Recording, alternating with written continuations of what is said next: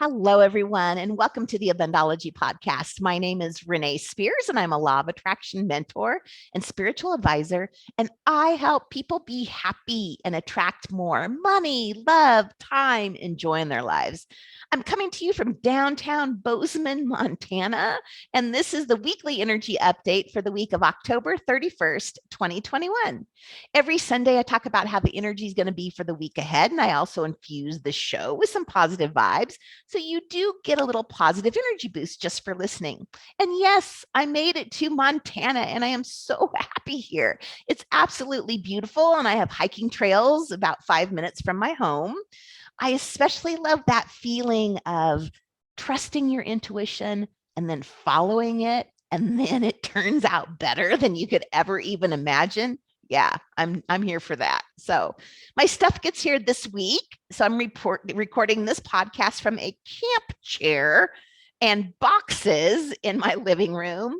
And I'm open for business again and saw my first 3 clients yesterday. So I just want to take a moment to thank you for your patience with appointments while I took a couple of weeks off to move. And I was so excited to potentially see the Northern Lights last night, but it was cloudy, so it was a no-go.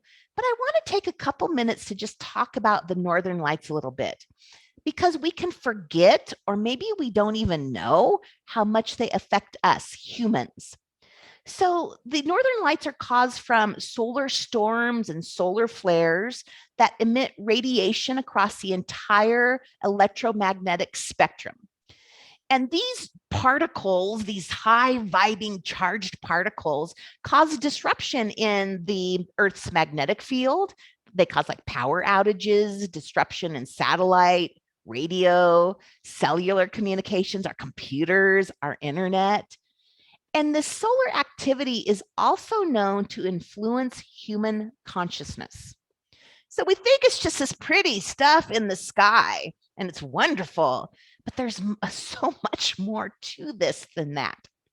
So these flares affect our central nervous system, all of our brain activity, even our behavioral patterns.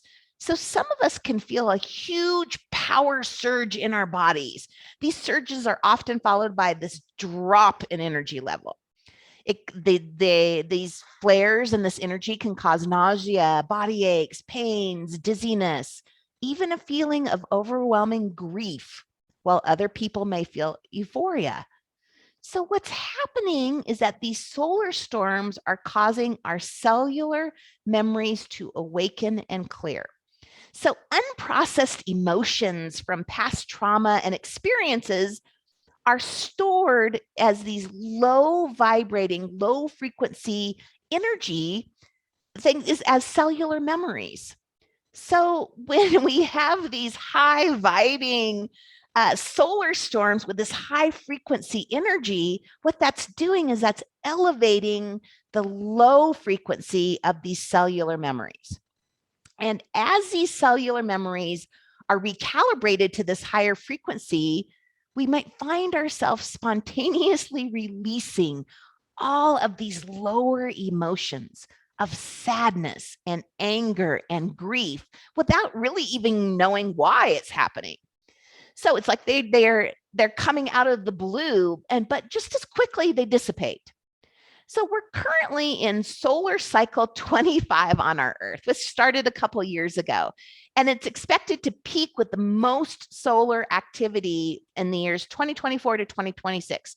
And the reason I mention this is because most of the change that has happened on our planet can be traced back to happening within 5 years of significant solar activity. And we are leading up to that time. And what is happening in this solar cycle is that our divine soul purpose and our soul blueprints are being awakened.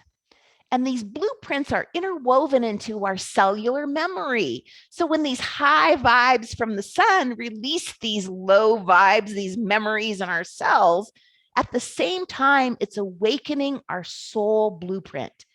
And that starts leaking into our waking consciousness. So many people right now are beginning to remember their soul purpose and are making changes in their life to align with this higher sense of purpose. So if you're feeling these stirrings of something awakening and you're not quite sure what's going on with you, you are not alone.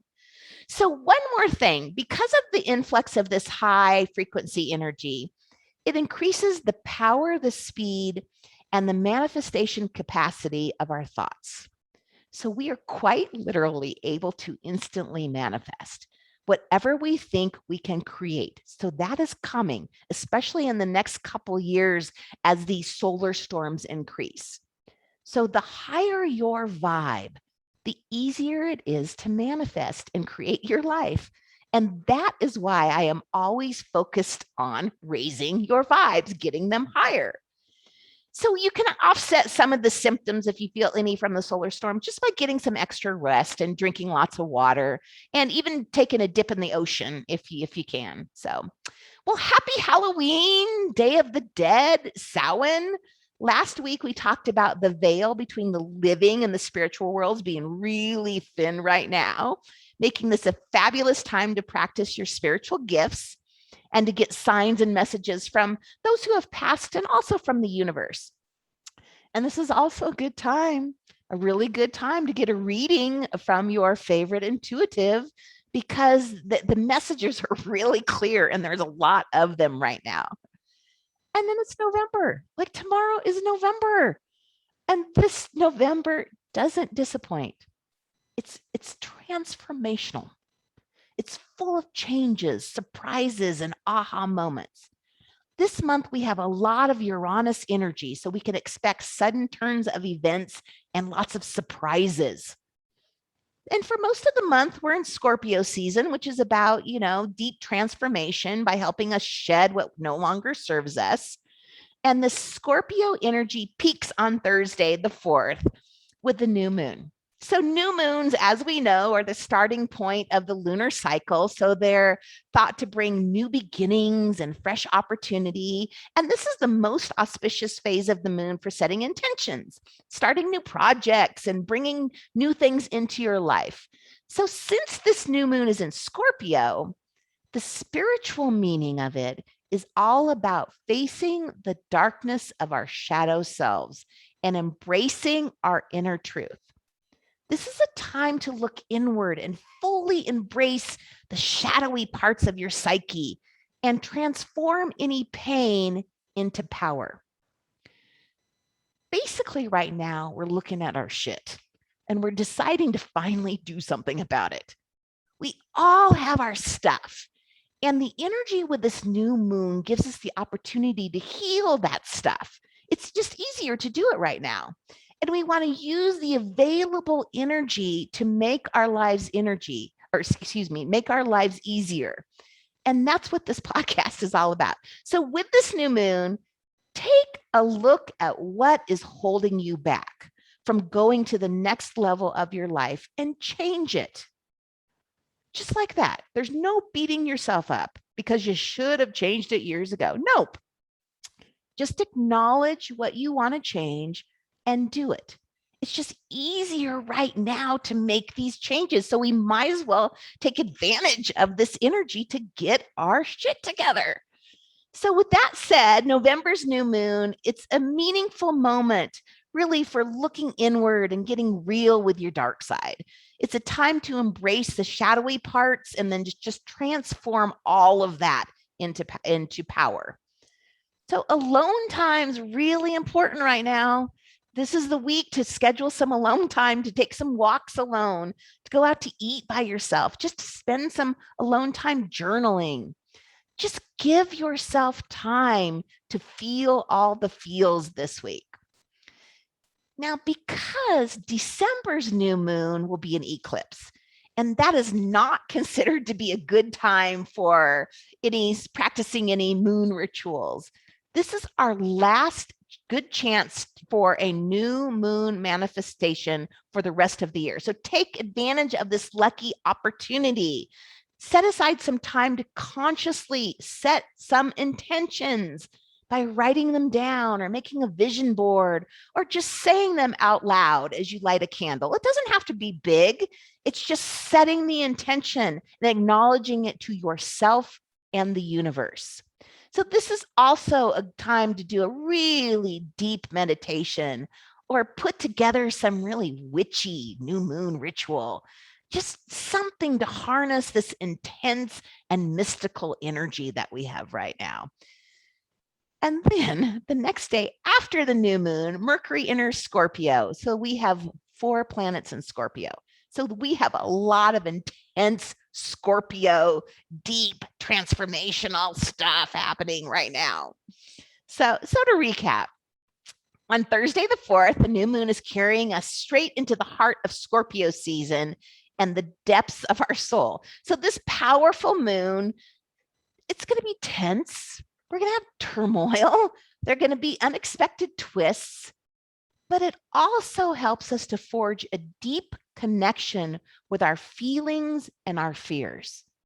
So the spiritual meaning of this new moon, it's just rich with magic. This is just a magical time when stuff is going to change. It can change quickly, deep change. It's huge transformational time.